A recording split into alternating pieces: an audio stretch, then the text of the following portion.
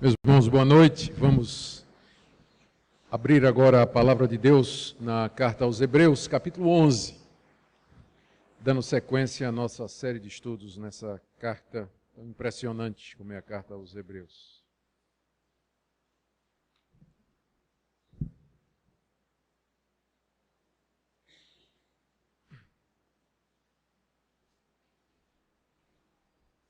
Nós vamos ler os versos 20, 21 e 22.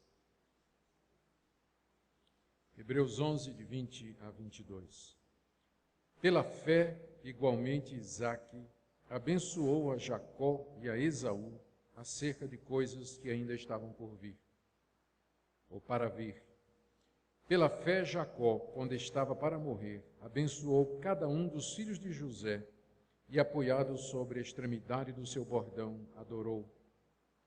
Pela fé, José, próximo do seu fim, fez menção do êxodo dos filhos de Israel, bem como deu ordens quanto aos seus próprios ossos. Eu queria começar a mensagem dessa noite falando um pouco a respeito de Deus. Porque embora o capítulo 11 fale a respeito da fé que determinadas pessoas tiveram no passado, na verdade o grande sujeito, o alvo, não somente dessa passagem, mas de toda a Escritura, é o próprio Deus. É nos ensinar a respeito de Deus. O Deus em quem nós cremos é Espírito eterno, imortal, invisível, perfeito, imutável no seu ser. Ele é todo-poderoso, onisciente, onipresente. Ele sabe todas as coisas. Ele é justo, verdadeiro, bom, misericordioso, santo. Ele criou todas as coisas que existem pelo poder da sua palavra e do nada trouxe à existência tudo que se vê, as coisas visíveis e também as que não se veem, as invisíveis. Deus criou o mundo porque tinha um plano, não foi por uma necessidade que havia nele, porque ele é perfeito no seu ser, Pai, Filho e Espírito Santo. Vivem as três pessoas em comunhão perfeita, plena, satisfatória, em perfeito amor, alegria e felicidade. Deus é completamente feliz nele mesmo. Ele não tem nenhuma necessidade fora dele. Ele fez o mundo porque quis e de acordo com um plano que ele elaborou desde toda a eternidade de ter um povo para si. Aprove a Deus criar o mundo, criar o tempo, criar a história, criar o espaço, as dimensões, as formas, os números, tudo que existe. E ele criou essa raça dentro do tempo e do espaço. E dotou de arbítrio, de responsabilidade moral. Conhecemos a história em que, dentro do plano insondável de Deus, a nossa raça se afastou dele pelo pecado. O pecado de tal maneira contaminou a raça humana que cegou os olhos de todos os seus membros, inclinou sua vontade ao mal, ao pecado, e colocou a raça humana num estado de hostilidade contra o seu próprio Criador, carecendo, portanto, de redenção e salvação. Ainda como parte do seu plano eterno e sábio, Deus Filho vem ao mundo em figura humana, convive em nosso meio, morre pelos nossos pecados e ressuscita, recebendo do Pai todo o poder no céu e na terra, Deus, homem, para todos sempre. E Deus envia o seu Espírito Santo, que levanta homens que registram a vontade de Deus, é a Bíblia, onde Deus se dá a conhecer, onde Deus revela seu plano, onde Deus revela seus propósitos e anuncia o futuro. E Deus, nessa revelação que Ele deu de si mesmo, Ele nos faz promessas. Ele promete um final feliz para a história, para os que creem nele. Ele promete perdão, Ele promete reconciliação, Ele promete felicidade indizível, vida eterna, imortalidade, comunhão com Ele, comunhão com seu Filho Jesus, enfim, felicidade plena, completa, perfeita e interminável. Um dia, quando seu Filho retornar a esse mundo para buscar esse povo que ele está constituindo agora, que ele está fazendo agora. Como Deus é espírito e nós não o vemos, e como o Senhor Jesus já voltou para a glória e nós também não o vemos, e como o Espírito Santo que habita em nós, o nome já diz, ele é espírito, como nós não vemos o Pai, o Filho e o Espírito, nós temos que nos relacionar com ele pela fé. Pela fé.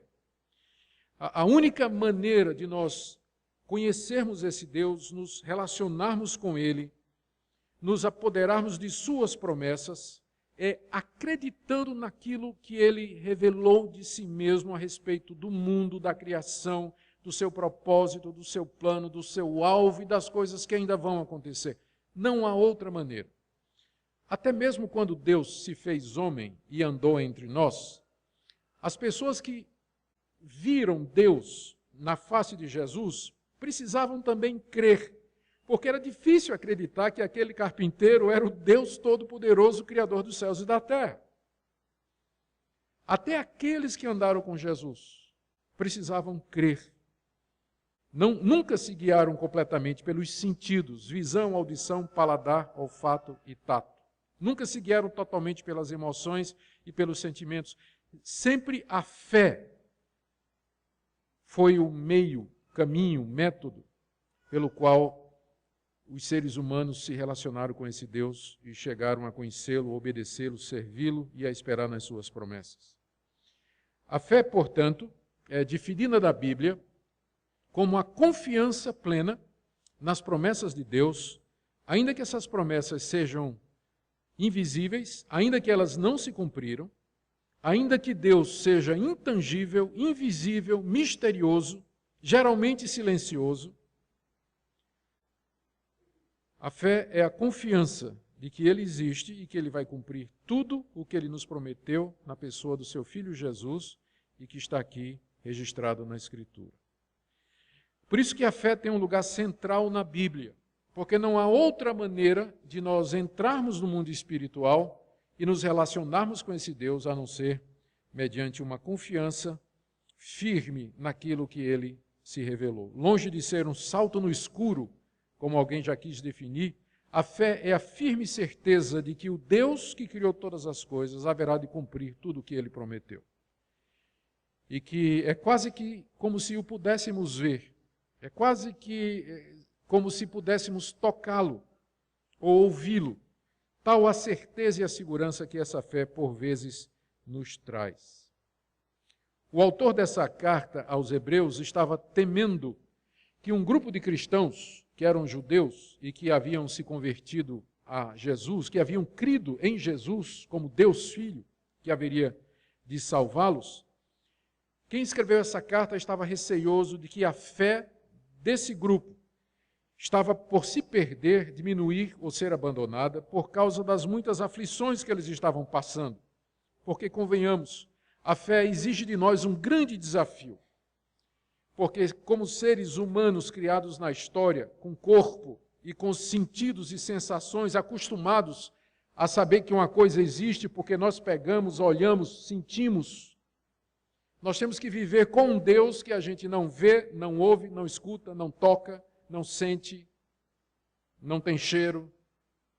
Então a fé traz um desafio para nós, ainda mais quando as circunstâncias parecem contradizer as promessas da Bíblia.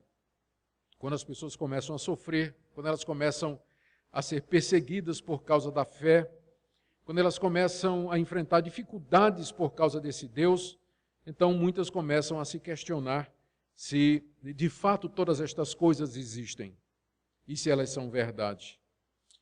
Por isso que essa carta foi escrita, para mostrar a natureza da fé. O que é de fato a fé? E uma das maneiras que o nosso autor faz isso, aqui no capítulo 11, é trazendo exemplos de pessoas da antiguidade que foram reconhecidas pela sua fé. Pessoas que mostraram, acima de qualquer dúvida, uma confiança inabalável em Deus, apesar das circunstâncias em que elas viveram. Nós já vimos aqui no capítulo 11 o exemplo de Abel, verso 4, Enoque, versos 5 e 6, Noé, verso 7, Abraão, versos de 8 a 19, e agora a carta aos Hebreus nos traz mais 3 exemplos. Isaque, verso 20, Jacó, verso 21 e José, verso 22. Os 3 primeiros exemplos, Abel, Enoque e Noé, foram pessoas que viveram antes do dilúvio, do grande dilúvio que veio e cobriu toda a terra. Em seguida, ele passa para o exemplo dos patriarcas, nome que se dá aos fundadores, aos pais da nação de Israel, que era o povo que Deus foi buscar para si, a quem primeiro Deus se revelou, os descendentes de Abraão. Então ele fala da fé de Abraão, depois vai falar da fé do filho de Abraão, Isaque, depois da fé do filho de Isaque, que era Jacó, e depois da fé de um dos filhos de Jacó, que era José. Hoje pela manhã nós já vimos a respeito do patriarca Abraão, que foi o primeiro, e agora à noite vamos ver a respeito do seu filho Isaque, seu neto Jacó e seu bisneto José. Todos eles homens de fé, que honraram a Deus por meio da confiança em Deus, mesmo quando a situação parecia dizer tudo ao contrário. Vamos começar então com a fé de Isaque, filho de Abraão, está aí no verso 20. Pela fé, igualmente, Isaque abençoou a Jacó e a Esaú acerca de coisas que ainda estavam para vir. A palavra igualmente está aí, porque o nosso autor está fazendo uma sequência. Abraão, pela fé, fez isso e isso. Pela fé, igualmente, igual a Abraão, Isaque fez isso, isso e isso. E ele menciona aqui uma coisa que Isaque fez e que foi tomada como exemplo de fé, é que ele abençoou Jacó e Esaú, 2 de seus filhos, os seus 2 filhos, acerca de coisas que ainda estavam por vir. A história de Isaque está registrada, ou, aliás, esse episódio está registrado no livro de Gênesis. Eu não quero abrir lá em Gênesis agora e ler o capítulo todo, porque seria muito demorado. Além do mais, a história já é conhecida. Eu vou fazer apenas um pequeno resumo, por amor talvez dos que não se lembram. Isaque estava perto de morrer, e ele queria então abençoar o seu filho Esaú, que era o mais velho. Ele queria passar para Esaú a bênção que ele recebeu de Abraão. Abraão recebeu de Deus as promessas de que teria uma terra, uma descendência, seria uma grande nação, e na sua descendência seriam benditas todas as nações da terra. Abraão, antes de morrer, passou essa bênção e essa promessa para Isaque. E agora Isaque está próximo a morrer. E ele então chama o seu filho mais velho, Esaú, o primogênito, e ele diz a Esaú: Esaú, eu estou para morrer e eu quero te abençoar, como Abraão, teu avô, me abençoou. Mas eu quero uma coisa antes, eu quero que você vá caçar, porque eu gosto muito da comida que você faz. Vai caçar, mata um animal, prepara um cozido do jeito que eu gosto, você vai trazer, eu vou comer e depois eu vou te abençoar. Isaque aqui, ele estava se desviando do que Deus tinha dito, porque muitos anos antes, quando Esaú e seu irmão gêmeo Jacó nasceram, Deus tinha dito que o maior serviria o menor. Ou seja, que Esaú, que era o mais velho, seria o servo do mais novo, que era Jacó, com isso indicando que quem deveria ser o herdeiro não era Esaú, mas Jacó, o mais novo. Mas Esaú, coisa de pai, tinha predileção pelo seu mais velho. E o tempo passou e parece que ele esqueceu o que Deus tinha dito, que a bênção era para o mais novo, Jacó. Naquele dia, perto de morrer, ele diz a Esaú: prepara uma comida para mim, porque eu vou te abençoar, eu vou te passar as bênçãos do meu pai Abraão. Esquecido também, Isaque tinha esquecido também, um outro episódio, que numa altura da vida, Esaú, que era o mais velho, chegou cansado em casa, ele era caçador, estava com fome. E Jacó era mais um homem de casa, gostava de cozinhar, receita nova, mexer nas panelas. E chega Esaú do campo, cansado, não tinha matado nada. E o que é que tem na cozinha? Jacó está fazendo um ensopado de lentilha com molho vermelho de carne, uma delícia. E Esaú chega para Jacó e diz assim: eu estou morrendo de fome, Me dá um pouco dessa tua comida. Jacó, esperto, mas que já sabia da profecia de que ele é que seria o herdeiro, disse, tudo bem, mas eu troco pela tua primogenitura. Você me dá o direito de ser o primogênito e eu em troca te dou o prato de comida. E Esaú trocou. Ele disse, tá bom, você fica com o direito de primogenitura, de que me serve mesmo, porque se eu não comer agora eu vou morrer de fome? E ele troca o direito de receber a promessa, que vinha desde Abraão, troca por um prato de comida. Mais adiante, o autor de Hebreus vai tomar Esaú como exemplo dos profanos, aquelas pessoas que trocam as bênçãos espirituais pelas coisas materiais. E foi isso que Esaú fez, e passou para Jacó o direito de ser abençoado. Só que Isaac ou esqueceu ou não queria, coisa de pai. Ele gostava de Esaú e queria abençoar Esaú. Só que quando ele disse isso para Esaú, a esposa dele ouviu. E a esposa parece que era mais crente do que ele. Geralmente é assim. Então, ela chamou Jacó e disse, Jacó, o teu pai vai contrariar a vontade de Deus, vai contrariar tudo o que aconteceu e vai passar a bênção para Esaú. Isso não é justo, nós temos que fazer alguma coisa. Faz o seguinte, enquanto Esaú vai caçar, mata um cabrito, tira a pele dele, mandou matar 2 na verdade, tira a pele, prepara um cozido, porque você é cozinheiro exímio, do jeito que teu pai gosta. Prepara uma comida para ele e você chega e você vai se passar por Esaú, porque teu pai já está velho, está cego. Isaac já não via mais. Discernia apenas o vulto. E Jacó fez o que a mãe mandou. E preparou a comida que o pai gostava, colocou a pele de cabrito sobre as mãos e o peito, porque Jacó era liso, completamente, e Esaú era cabeludo, parecia um urso. E agora Jacó tinha ficado com medo, né? Porque se papai não está me vendo, mas se ele tocar em mim, ele vai saber que eu não sou Esaú, porque Esaú é peludo e eu sou liso. E a mãe é que deu a ideia da pele de cabrito. E armaram para o coitado do Isaac. E chega então Jacó diante de Isaac e diz, papai, estou aqui, trouxe a comida que você mandou e tudo. Ele disse, é você mesmo, meu filho? Sim, papai, sou eu, seu teu filho Esaú. Chega aqui perto. Aí puxou Esaú e sentiu o cheiro da roupa. Puxou Jacó e sentiu o cheiro da roupa de Esaú, que Jacó estava usando por ordem da mãe. O cheiro é de Esaú. Tocou Esaú, tocou Jacó, disse, é peludo. De fato, é meu filho, Esaú. A voz é de Jacó, mas a mão é de Esaú. E aí então sentou, comeu, e quando terminou de comer, chamou Jacó, pensando que era Esaú, e passou para ele a bênção. Que o Deus de meu pai Abraão abençoe você. Que ele lhe dê vitória sobre os seus inimigos, que aumente a sua posteridade, que ele lhe faça herdeiro de todas as nações, que você seja bendito, domine sobre seus irmãos. Passou todas aquelas promessas que Deus tinha dado a Abraão, que Abraão tinha passado para Isaac, e agora Isaac passa para Jacó. Abençoado, Jacó vai embora. Quem é que chega? 10 minutos depois, Esaú com outro prato de comida. Papai, estou aqui. E diz lá o texto que o velho tremeu. Quem é você? Eu sou Esaú, teu filho. Mas então quem é que veio antes de você e roubou a bênção? E aí Esaú chorou. Disse, meu pai, o senhor não tem uma bênção para me dar?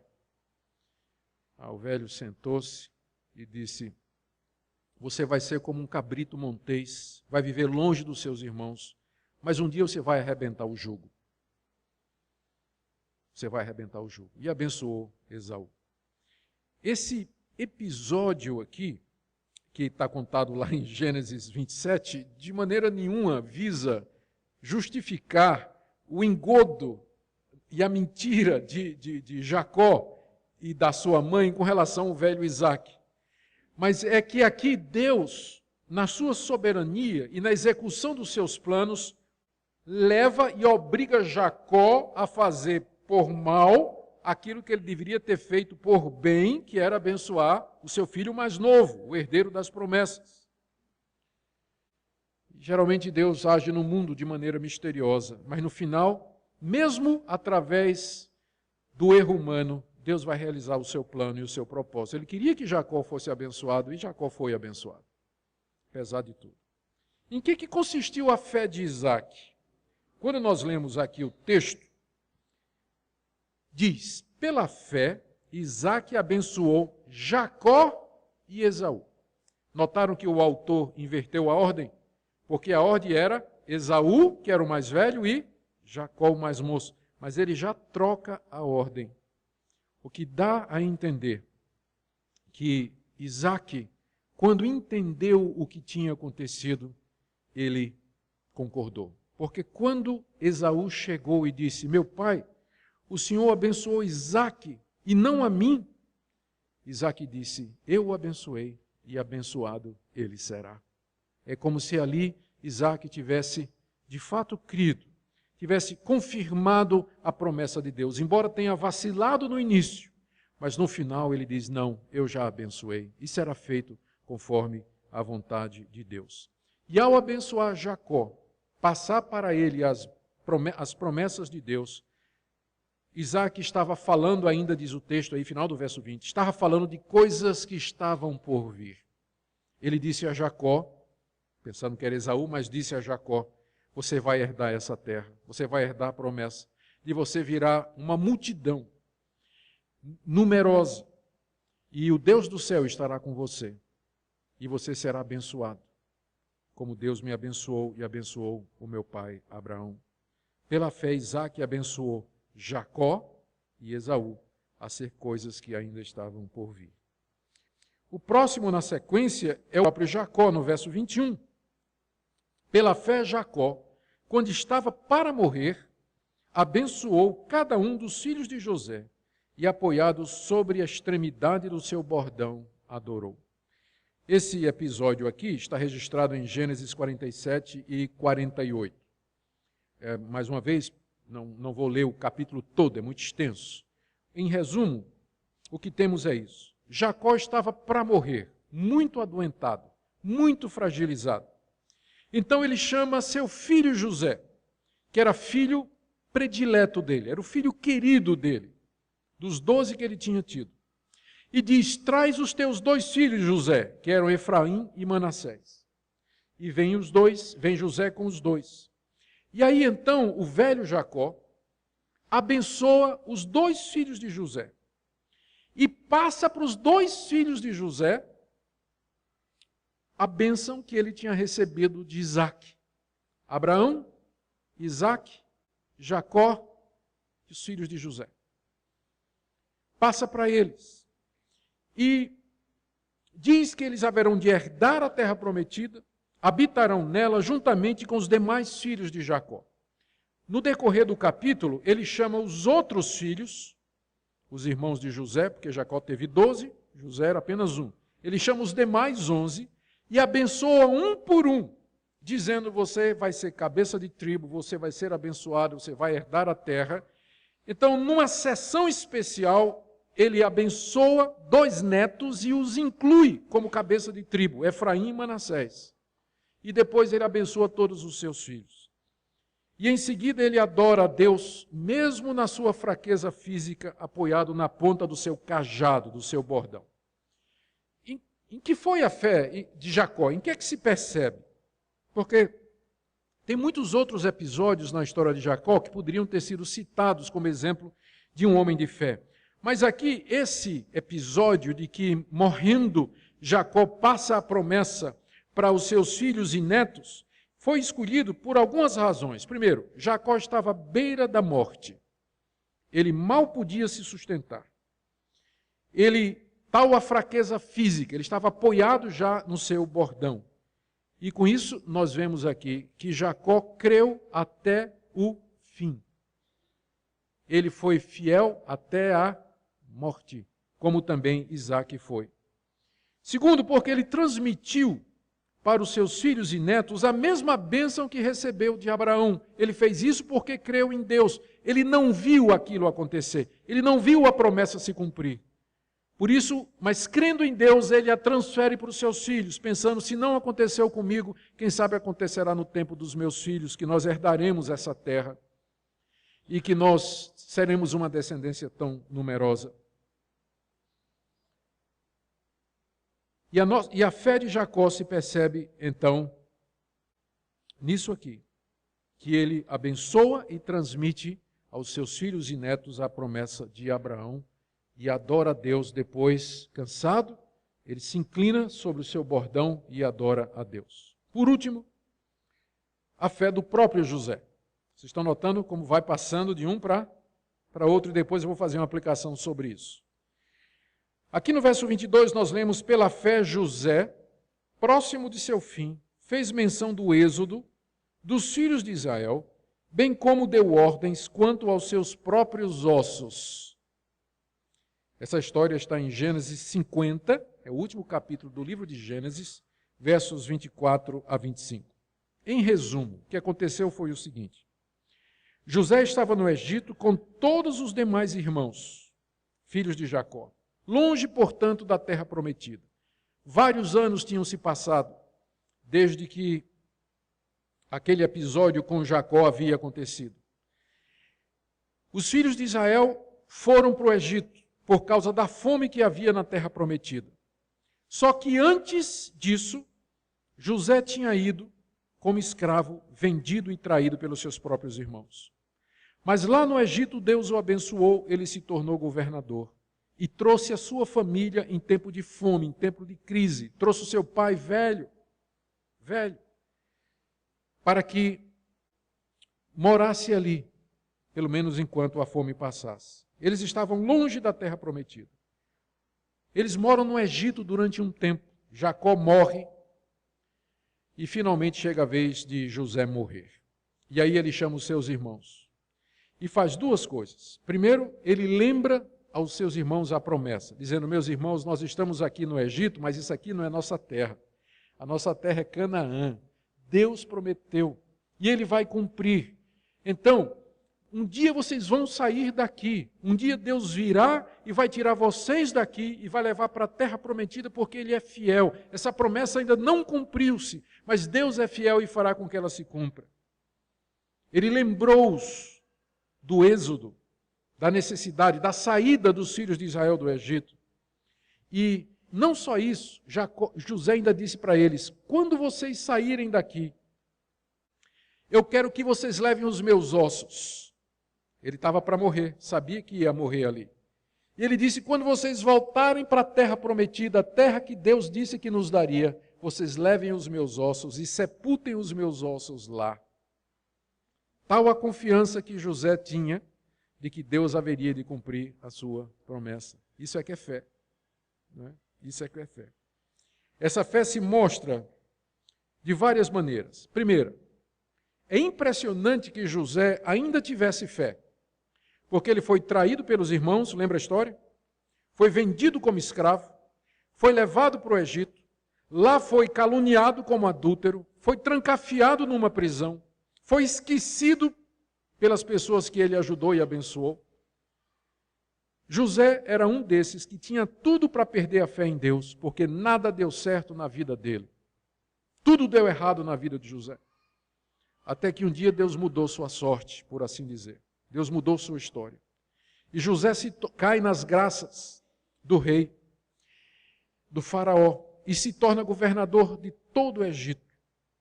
Então, que José entra nesse rol de heróis da fé é uma prova de que a fé subsiste mesmo as piores condições e as grandes tentações da vida. Traição, abandono, desprezo, sofrimento, prisão. José nunca perdeu a fé em Deus, nunca esqueceu as promessas. Já pensou ele preso numa masmorra do Egito? E lembrando a promessa: você um dia vai herdar Canaã. Um dia virá, vocês serão um povo numeroso, mas Deus, presta atenção. Onde é que eu estou?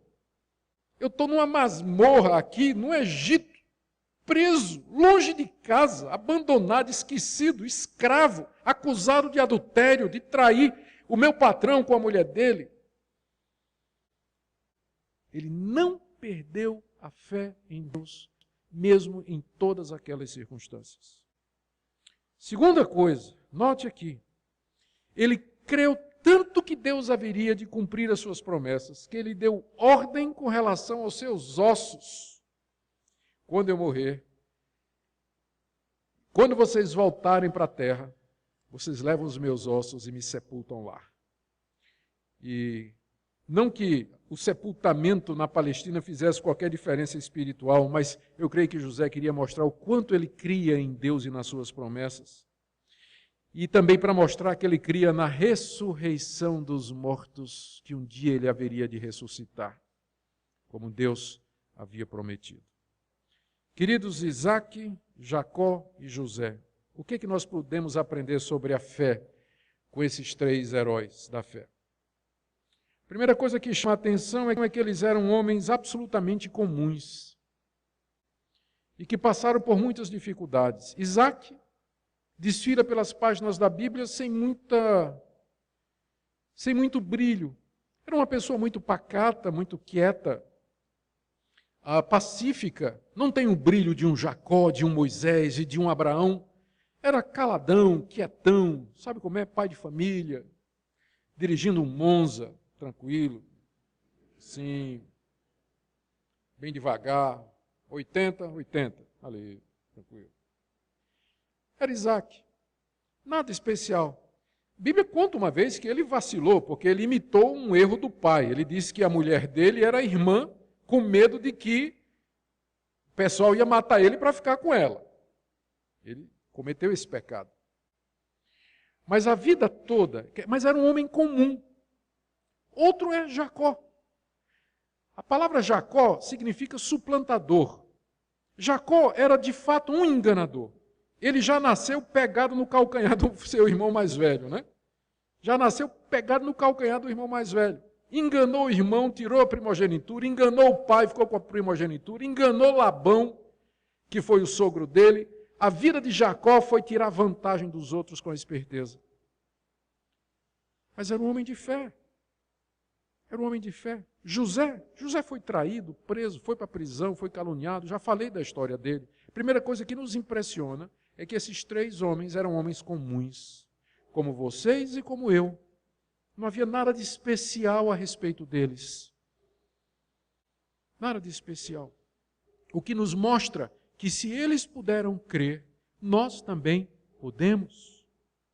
E que se Deus os abençoou, confirmou e sustentou, Deus também pode fazer isso conosco. É por isso que esses exemplos estão aqui. Outra coisa que chama a atenção, quando nós perguntamos o que podemos aprender sobre fé com estes homens, é que o relato da fé dos três tem um ponto em comum, perceberam? Havia várias coisas na vida desses homens que poderiam ser trazidas como exemplo de fé. Mas o autor da carta aos Hebreus escolheu o quê? A hora da morte. Isaque estava para morrer, chamou Esaú e disse: eu vou morrer e quero te abençoar. Faz um cozido para mim. Jacó estava para morrer, chama José e os seus filhos. E logo depois ele morre. José estava para morrer e diz: leva os meus ossos para Canaã. Todos os três relatos eram de pessoas que viveram pela fé e morreram na fé. Por que isso? Vocês têm que lembrar qual era o alvo da carta aos Hebreus. A carta foi escrita para gente que dizia que tinha fé, mas estava querendo desistir. E o autor da carta diz, com esses exemplos, pensa bem, a fé que salva é aquela que vai até a morte. A fé verdadeira não somente lhe ensina a viver bem, mas a morrer bem. Você tem que ter fé até o último dia da sua vida, até o último suspiro. Essa é a fé salvadora. Essa é a fé que salva. Outra lição que, olhando aqui, nós percebemos é que os pais que têm fé, eles são uma grande bênção para os seus filhos. Abraão passou a fé para Isaque, que passou para Jacó, que passou para seus 12 filhos e para os seus netos. Os pais podem ser uma grande bênção para os seus filhos. É assim que a fé se propaga, em grande parte, famílias cristãs, pais cristãos que ensina os seus filhos a crer no mesmo Deus em que eles aprenderam a crer por orientação dos seus avós, dos seus pais. E assim por diante. Gerações de cristãos formam igrejas saudáveis, igrejas fortes. Até mesmo filhos de pais crentes, que se tornaram descrentes, ímpios, ainda acabam sendo beneficiados por causa do que aprenderam, mesmo que abandonem a fé, mesmo que larguem tudo aquilo que aprenderam dos seus pais. Todavia, eles têm pais que oram por eles, têm avós que oram por eles, mas os filhos dos ímpios, quem ora por eles? Neto de ímpio, quem ora por eles? Mas os filhos dos crentes, mesmo desviados, eles são objeto do favor de Deus, porque os pais oram, os avós oram, os irmãos oram. Então, pais crentes são uma grande bênção para os seus filhos. Por isso, não desista. Transmita a mesma fé para o seu filho. Ensine-o a crer em Deus, a viver para Deus, a obedecer a Deus. E lembre, você não tem que ser uma pessoa especial para isso. Jacó não era, Isaac não era e José também não era. Mas eles demonstraram na sua vida toda confiança em Deus. Deixa eu voltar aqui um ponto aqui, sobre o que nós podemos aprender com a fé. Eu quero outra vez enfatizar essa questão da morte. A fé nos prepara para morrer bem. Na hora da morte, a fé vai fazer a grande diferença na sua vida, em você e nos outros. Eu me lembro quando o pastor na primeira igreja do Recife, que foi uma vez fazer a cerimônia fúnebre de um membro da igreja que tinha morrido. Uma pessoa muito crente, morreu jovem, morreu de câncer, mas um jovem que na hora da morte deu um testemunho extraordinário. E na hora do seu sepultamento havia muita gente que foi com ele, porque o testemunho dele foi impressionante. E quando nós entramos no Parque das Flores, carregando o caixão dele rumo à sepultura, lá no meio do cemitério, ia entrando também um outro féretro. Havia um outro enterro que estava sendo feito naquela hora. E era evidente que não era de alguém crente. E eu nunca me esqueci os gritos de horror, o choro alto, os questionamentos, meu Deus, meu Deus. Na hora que o caixão, e eles enterraram ao lado do enterro do rapaz da minha igreja, estava sendo feito de lado assim no mesmo tempo. Gente, na hora que o caixão ia ser jogado, ia ser trazido para dentro da terra, uma moça segurou o caixão e não queria deixar enterrar. Não queria, segurava, gritava. Foi preciso que as pessoas viessem e tirassem ela de lá. Gritos, clamores, coisa que eu nunca tinha ouvido, tanto desespero na minha vida. Enquanto isso, no lado de cá, cantávamos hinos. Agradecíamos a Deus pela vida do Daniel, o rapaz que morreu de câncer. Que diferença! A fé vai fazer a diferença na hora da sua morte. Como você vai morrer? Tem gente que morre aos gritos, com pavor, com culpa, com angústia, que não sabe para onde vai, o que é que vai acontecer. Por enquanto você é jovem, tem saúde, talvez esse tipo de coisa não lhe interesse muito, mas um dia você vai ter a minha idade. Profetizo isso. Um dia você vai ficar velho. E se não morrer de um acidente, se você for morrer de velhice, você vai ficar doente. Você vai para uma cama, de hospital ou em casa. Você vai sentir dores. Vai sentir débil.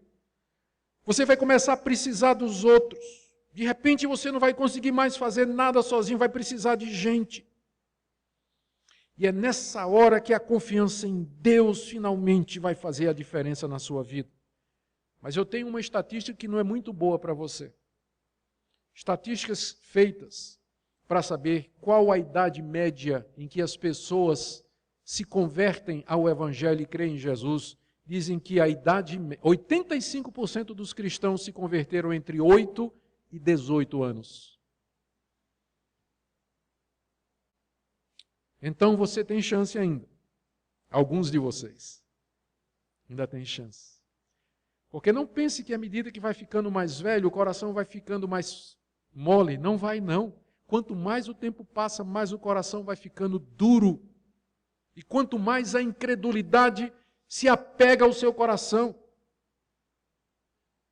As pessoas se convertem geralmente quando são jovens, adolescentes, saindo da juventude, começando a vida adulta. Essa é a idade média.